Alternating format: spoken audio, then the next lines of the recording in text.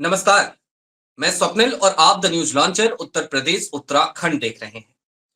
कांग्रेस को लेकर के पूरे देश में तैयारी चल रही है कि कांग्रेस में बदलाव होगा और अब राहुल गांधी दादी के फॉर्मूले के आधार पर कांग्रेस को बदलने में लगे हैं।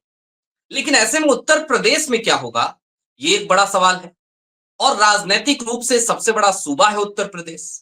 तो लिहाजा आज बात उत्तर प्रदेश कांग्रेस की करेंगे।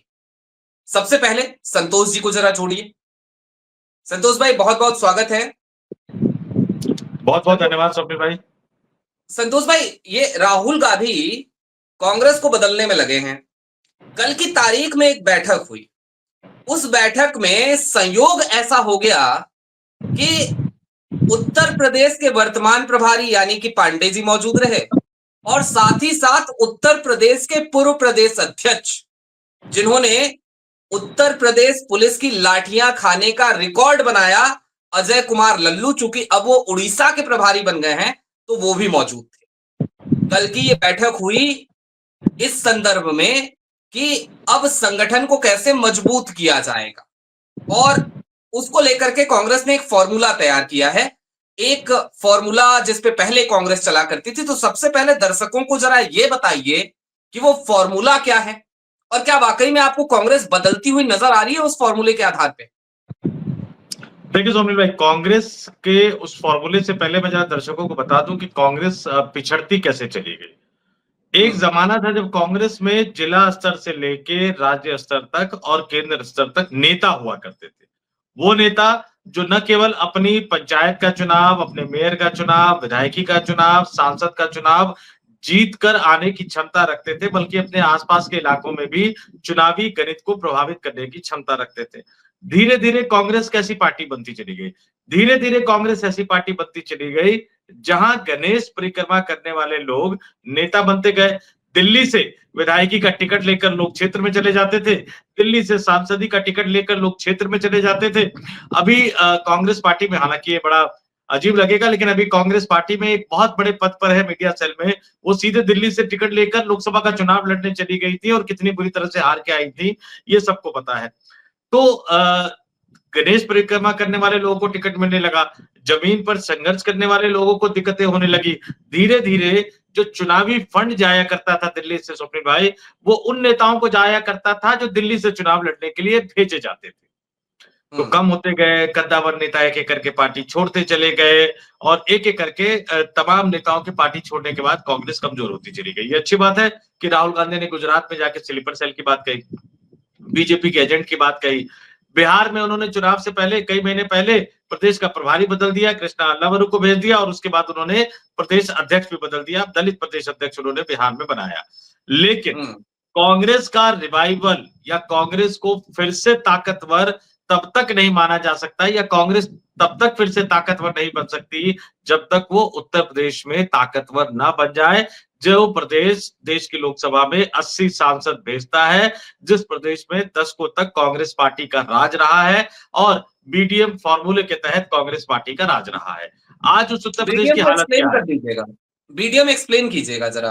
बिल्कुल कई बार एक्सप्लेन बात करता हो हूं चुकी आगे। है, लेकिन हाँ। बिल्कुल, लेकिन आज उस उत्तर प्रदेश की हालत क्या है? मैं देख रहा था दिसंबर में उत्तर प्रदेश में कांग्रेस के जिला, शहर और ब्लॉक कमेटियों को तत्काल प्रभाव से भंग कर दिया गया था दिसंबर 2024 में।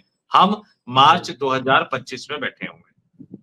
ये आपको बताता है कि 80 सांसद लोकसभा में भेजने वाले उत्तर प्रदेश में आपकी हालत क्या है। लोकसभा चुनाव में नतीजों पर आप गर्व कर सकते हैं, लेकिन लोकसभा चुनाव में कांग्रेस के सांसदों की जीत में सबसे बड़ी भूमिका जो थी वो समाजवादी पार्टी की थी, अखिलेश यादव की थी। इस बात से अगर कोई भी कांग्रेस से इंकार करता है तो ये मानकर चलिए कि उत्तर प्रदेश की जमीनी हकीकत का उसको अंदाजा नहीं है। क्योंकि ये बात सही है कि अल्पसंख्यक वोट उत्तर प्रदेश में कांग्रेस की तरफ आ रहे थे, लेकिन उस वोट को ईवीएम मशीन तक पहुंचाने वाली जो मशीनरी है, जो कांग्रेस संगठन होता है, बूथ अध्यक्ष होते हैं, बूथ लेवल के कार्यकर्ता होते हैं, ब्लॉक लेवल के कार्यकर्ता होते हैं, वो तो नदारद है।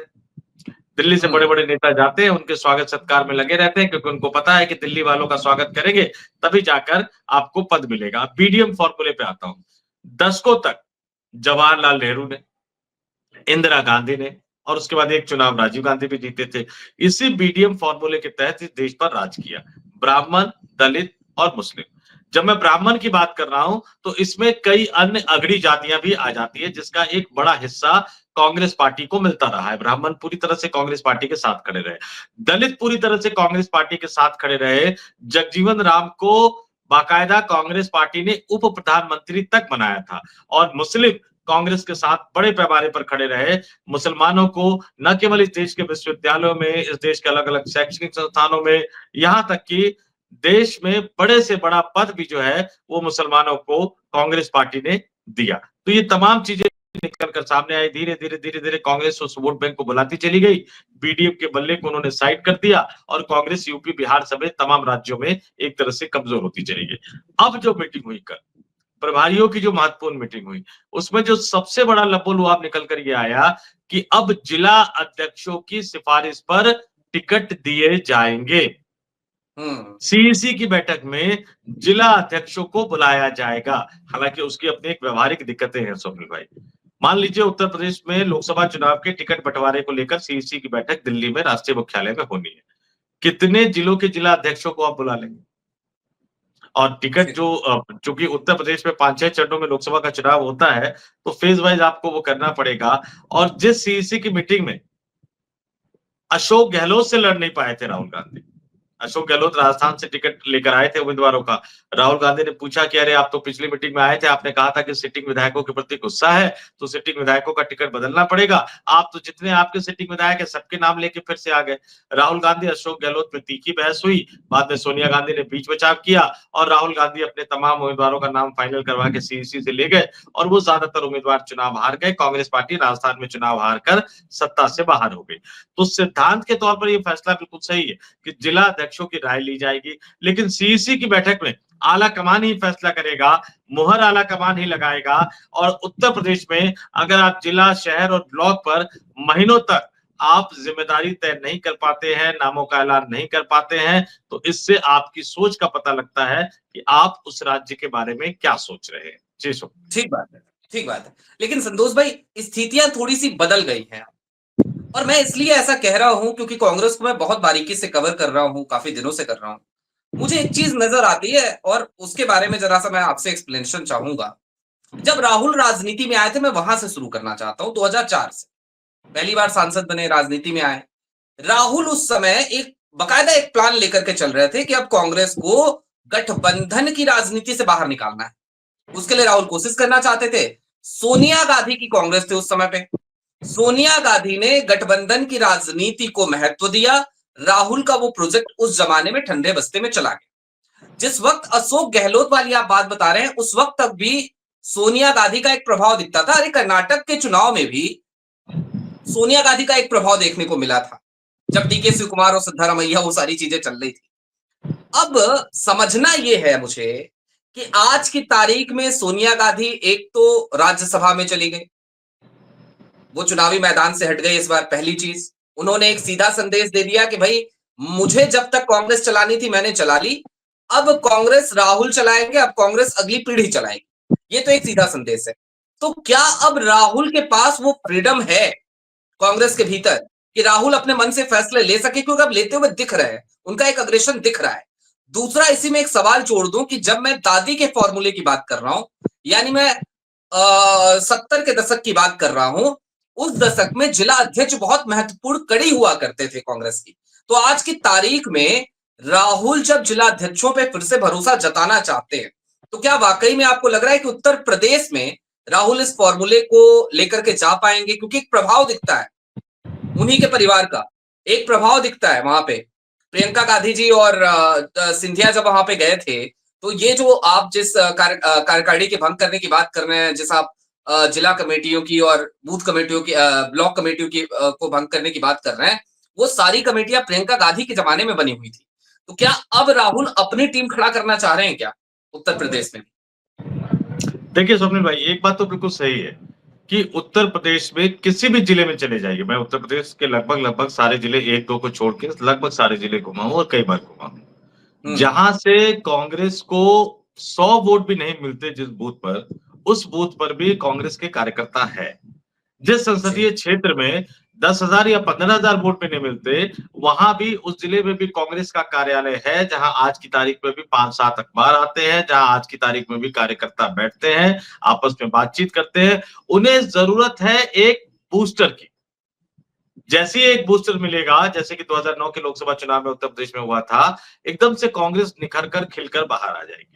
जिलाध्यक्षों पर भरोसा करना बहुत अच्छी बात है, क्योंकि एक जमाने में वाकई जिलाध्यक्ष ही कांग्रेस पार्टी के लिए मजबूत कड़ी हुआ करते थे। आज भारतीय जनता पार्टी अगर स्ट्रांग है, तो उसमें बूथ अध्यक्ष, ब्लॉक अध्यक्ष, जिला अध्यक्ष, प्रदेश अध्यक्ष, राष्ट्रीय अध्यक्ष, इन तमाम लोगों की अपनी एक अलग भूमिका है, जो संगठन के स्तर पर काम करते हैं। लेकिन प्रियंका गांधी का आपने जिक्र किया, प्रियंका गांधी जब वहां गई, तो उनके बड़े करीबी सहयोगी हुआ करते हैं, भैया जी, यूपी के भैया जी।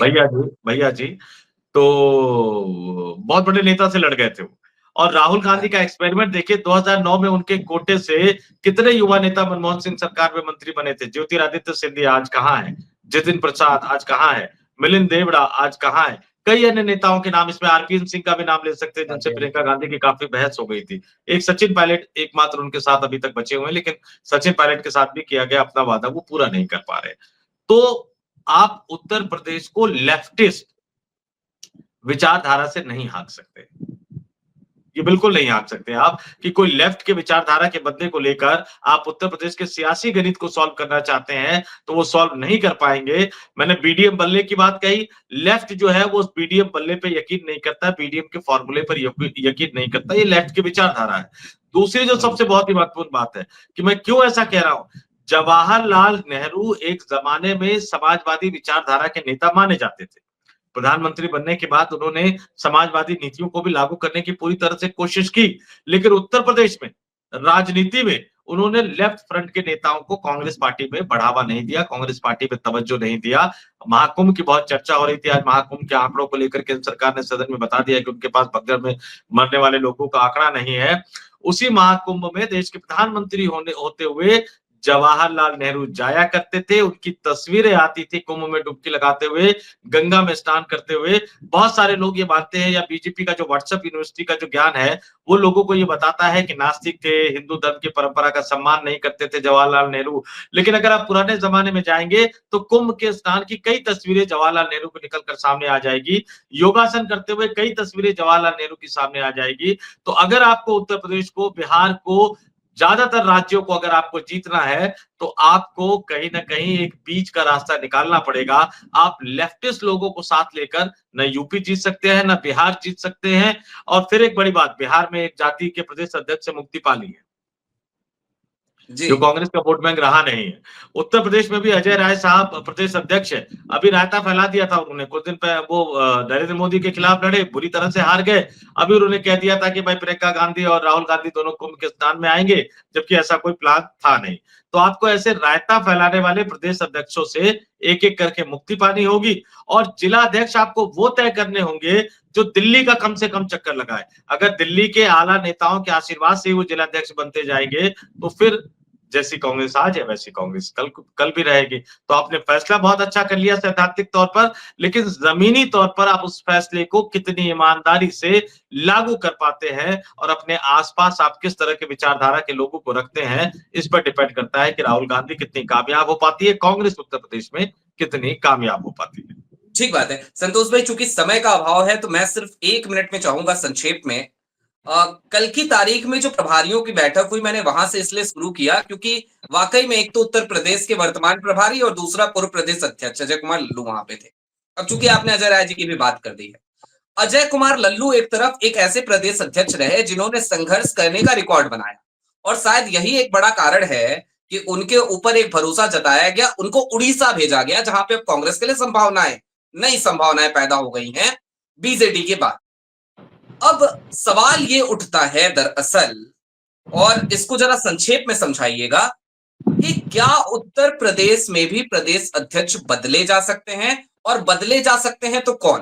क्या अजय कुमार लल्लू जैसा कोई जुझारू नेता प्रदेश अध्यक्ष बनेगा, या फिर कि ब्रजलाल खाबरी जैसा कोई नेता प्रदेश अध्यक्ष बनेगा? क्योंकि अजय कुमार लल्लू के बाद एक दलित चेहरा लेके आए थे, ब्रजलाल खाबरी को प्रदेश अध्यक्ष बनाया गया था। बात इतर है, लोगों को पता भी नहीं कि खाबरी साहब कब प्रदेश अध्यक्ष बने और कब प्रदेश अध्यक्ष पद से हटा दिए गए। जी लेकिन जब वो हटाए गए थे तो उन्होंने प्रियंका गांधी के उस करीबी व्यक्ति पर बहुत सारे गंभीर आरोप लगाए थे। नहीं तो वो सबसे ठीक बड़ी है बात भैया जी है कुछ कि सेना जुझारू होती है, लड़ती है, लेकिन कोई भी सेना तभी जीत सकती है जबकि उसके बैकअप में उन्हें हथियार और रसद मिलती रहे। अजय कुमार लल्लू जमीन पर उतरकर संघर्ष तो कर रहे थे, लेकिन दिल्ली दरबार से जो मदद जानी चाहिए थी, वो मदद उनको मिल नहीं पाई। आला नेताओं से मदद उनको मिल नहीं पाई। प्रदेश अध्यक्ष उत्तर प्रदेश के जरूर बदले जाएंगे, आज नहीं तो कल बदले ही जाने हैं। लेकिन जो नए प्रदेश अध्यक्ष बनेंगे, वो किसके कहने पर बनेंगे, किसकी बात सुनेंगे, कितना संघर्ष करेंगे और बड़ी बात कि दिल्ली दरबार से उस नए प्रदेश अध्यक्ष को कितनी मदद दी जाएगी। कहीं ऐसा तो नहीं कि उनको फोन करके कहा जाएगा कि इस गाड़ी का बिल इतने लाख का बन गया है, जरा बिल यूपी कांग्रेस के खाते से पे कर दो। अगर इस तरह की बात होगी तो फिर वो भी नाकामयाब हो जाएंगे, जैसे इससे पहले के प्रदेश अध्यक्ष नाकामयाब होते रहे हैं। ठीक बात है। बहुत शुक्रिया संतोष भाई, the news launcher Uttar Pradesh Uttarakhand से जुड़ने के लिए। जाते जाते एक बड़े मार्के की बात चूंकि संतोष भाई ने कर दी, यूपी कांग्रेस के खाते से दिल्ली कांग्रेस के कई नेताओं के होटल के बिल, कई नेताओं के उत्तर प्रदेश के भ्रमण के बिल, निजी कार्यक्रमों के बिल चुकाए जाते रहे हैं। अजय कुमार लल्लू इन चीजों से काफी परेशान रहे हैं, खाबड़ी भी परेशान रहे हैं, अजय राय भी परेशान हो सकता है होते होंगे या फिर शायद नहीं होते होंगे क्योंकि वो बड़े संपन्न व्यक्ति हैं। लेकिन उत्तर प्रदेश में जब तक कांग्रेस बदलाव नहीं करेगी तब तक यकीन मानिए कांग्रेस पूरे देश में जितने भी बदलाव कर ले, उत्तर प्रदेश देश का सबसे बड़ा राजनीतिक सूबा है। अब क्या करेंगे राहुल? क्या वाकई में बदलाव की बहार, बदलाव की बयार चल पाएगी? देखना दिलचस्प होगा और जो कुछ भी होगा वो भविष्य के घर में है। अभी के लिए दीजिए इजाजत। ऐसे ही तमाम अपडेट्स, तमाम डेवलपमेंट्स के लिए जुड़े रहिए the news launcher Uttar Pradesh Uttarakhand के साथ। शुक्रिया। नमस्कार।